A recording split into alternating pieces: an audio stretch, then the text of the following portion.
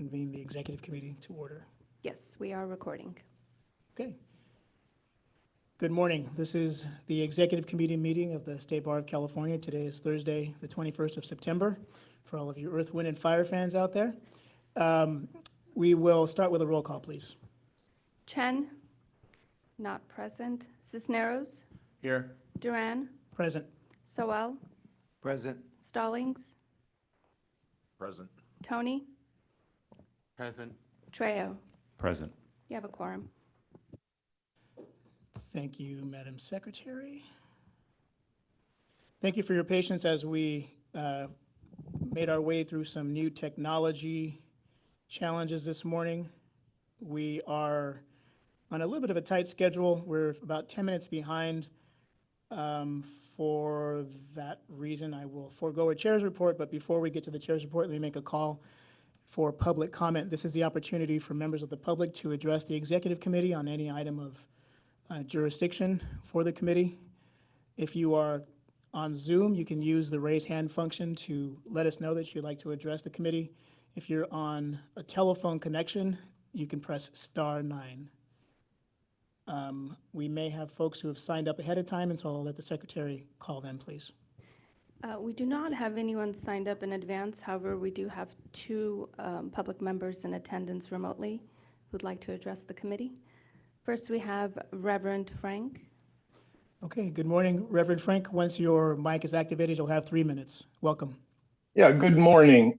I don't know if Mr. Stallings is aware, but I may be filing a state bar complaint against him today. Leah, I don't understand why you have taken a month and you can't produce one single email that proves any of those meetings in 2020 occurred. And now the reason I'm including Mr. Stallings is that I found one in July 6th that again has no meeting recording, and oddly it's for the Chief Trial Counsel Search Committee. Now, Mr. Stallings, do you want to verify that you attended that meeting back in July 6th of 2020? Do you have any emails, anything that proves you were there?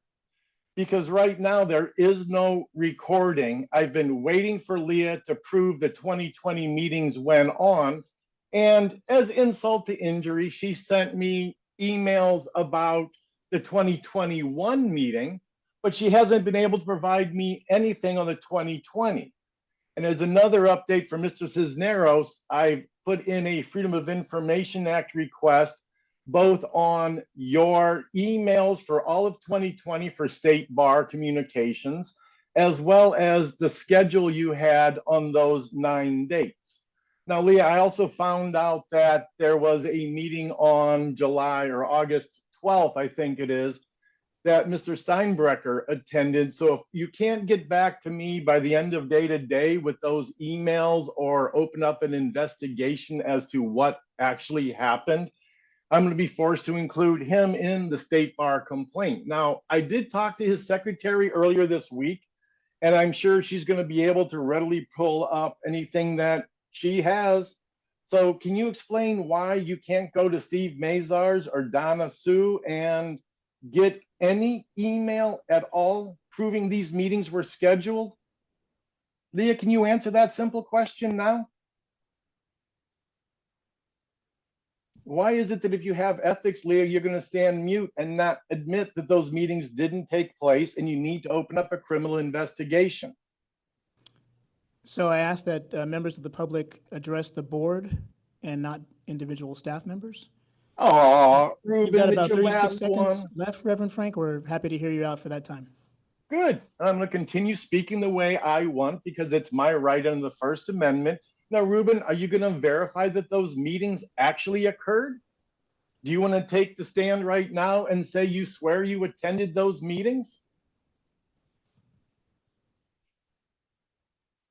The California public is waiting. Did you attend those meetings?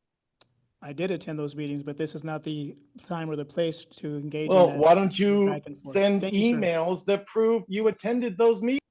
Your time has expired. I understand we have a second member of the public who wishes to address the committee. Yes, we have Ray Hayden next. Okay. Good morning. Thank you for joining us. You've got 3 minutes once your microphone is activated.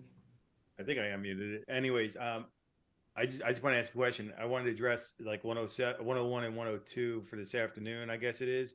This is the time to make that comment here though, right? Sure, you're welcome to address this now if you'd like.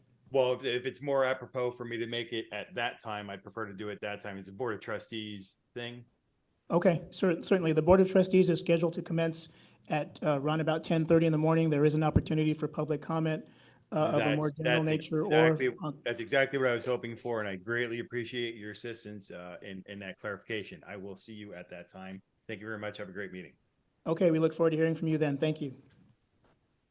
All right, let's proceed with the agenda. As I've mentioned, I will not be offering a chair's report in the interest of time this morning, so that takes us to our first agenda item, which is the approval of the minutes of the July 20th, 2023 open session and the August 10th, 2023 open session.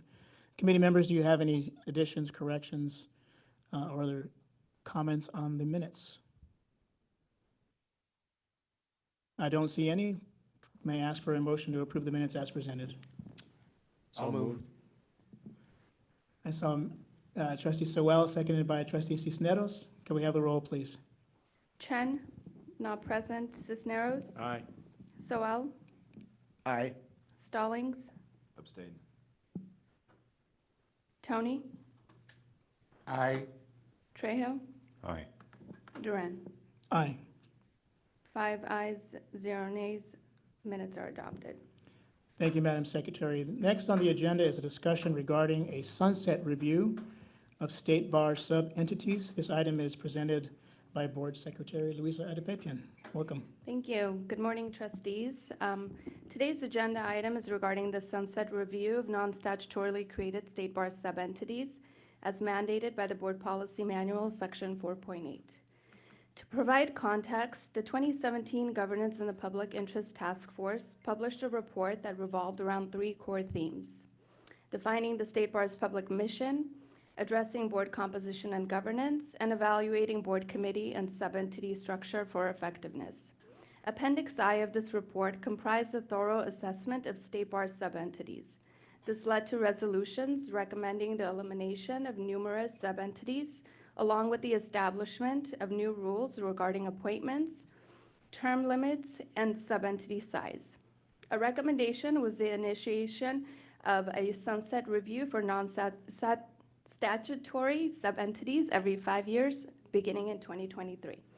This recommendation was adopted by the board in November 2018.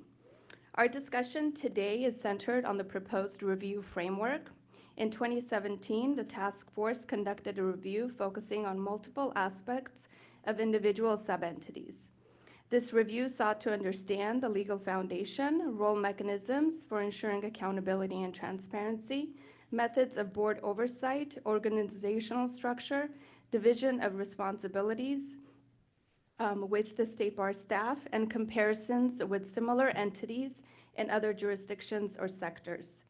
Echoing this 2017 approach, for the 2023, we recommend for the 2023 sub-entity review to be based on the same set of questions as detailed in the written report.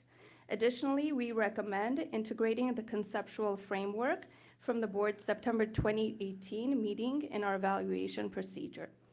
Our aim today is twofold. Firstly, to seek your feedback on utilizing the 2017 Task Force's sub-entity review questions and the 2018 review framework as our foundation. Secondly, to identify any other evaluation metrics you deem relevant. Recognizing the importance in collaborating with board members, the incoming chair, Brandon Stallings, will name 2 members tomorrow. Their role will be to work with staff to finalize the review process and support implementation in the coming months. Thank you. Thank you, Ms. Adepetian. Any questions from executive committee members on the report?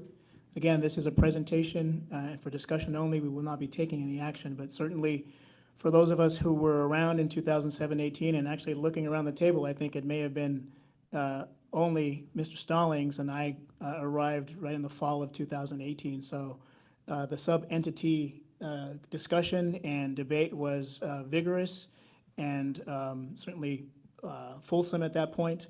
This is an interesting, good sort of check-in, as Louisa just mentioned, every 5 years. But certainly, members of the executive committee, this is your opportunity to seek any clarifications if you have any. Mr. Tony, please. Yes, since I started on the board, I always thought that there are an awful lot of sub-entities. And there are enough sub-entities that we don't get reports from them. We don't know what's happening once in a while. But for the majority of these, I don't have any clue what's going on. And I think if you have too many sub-entities to be able to review, at least on an annual basis, what their accomplishments are and, you know, kind of what they're planning to do, then I think you got too many. So I welcome this review, and I am hoping that the review will result in the elimination or consolidation of many or all of these sub-entities. Thank you for your comments. Anyone else? Trustee Sewell, please. I'm familiar with the sunset review in the legislative process, and I'm just wondering whether or not does our sunset review move beyond us? Meaning that is there a report out to the legislature, or it basically is self-contained in terms of the determinations that we make here? There's no report out to the legislature. Anyone else? Okay. That is our only agenda item for the executive committee. So notwithstanding the late start, we are going to finish early and let folks for the next body that starts at 9:30 get prepared for that. With that, I'll adjourn the executive committee. Thank you.